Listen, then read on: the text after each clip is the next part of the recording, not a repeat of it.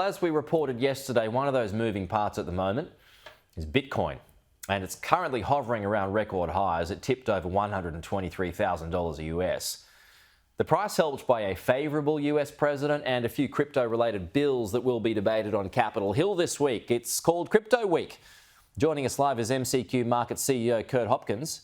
Nice to see you this morning, Curt. So we've got the Genius Act, there's the Clarity Act to name two. So as simply as you can describe them this morning, what will they actually do? Yeah, there's three acts, actually. We have the Genius, the Clarity Act, and the really confusingly called the Anti-CBDC Act. That's why I left that one out. Yeah, exactly. Well, that's good. But anyway, the Genius Act is all about stable coins. You know, if you get a token that is tied one-to-one to the US dollar or to another currency, it makes it really easy for people that are in crypto and Bitcoin to trade in and out of currencies, to send that and to make payments, as well as to send money abroad. So this will really be a really very important piece of legislation. It's already gone through the U.S. Senate, and it's now in the House, and so I think it'll go through there as well. They have to do a few amendments, and then it'll have to be reconciled. But what this means is that it will further solidify the U.S. dollar as the dominant currency and really make a digital form of the U.S. dollar to be the main currency on the internet and for digital assets. Do you think just finish your point there, Curt, on the other ones too. Yeah, and I was just going to make about this other one called the anti-CBDC thing.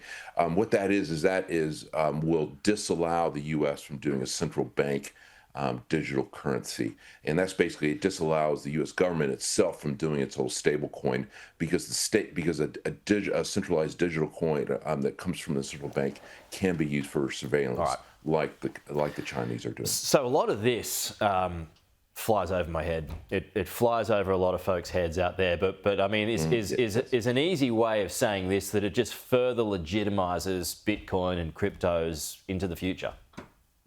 Absolutely. And what this is doing is really the U.S. government was fighting the crypto and blockchain industry and really acting against it for the last 4 or 5 years. And now with this new administration, it's much more positive, much more constructive, and really with the U.S. being so strong in blockchain digital technologies, this really is opening up that industry. And so you're seeing institutions starting to invest very heavily into Bitcoin, into Ethereum, into Dogecoin, things like that, because they're excited about, the prospects and this regulatory clarity that this all brings. Well, Trump's got his own coin, doesn't he? Yes, he does. Okay. So as Bitcoin, as it climbs to new highs, how much? And we're talking about Bitcoin here. How much does this burst have left in it? How much juice is left in the tank?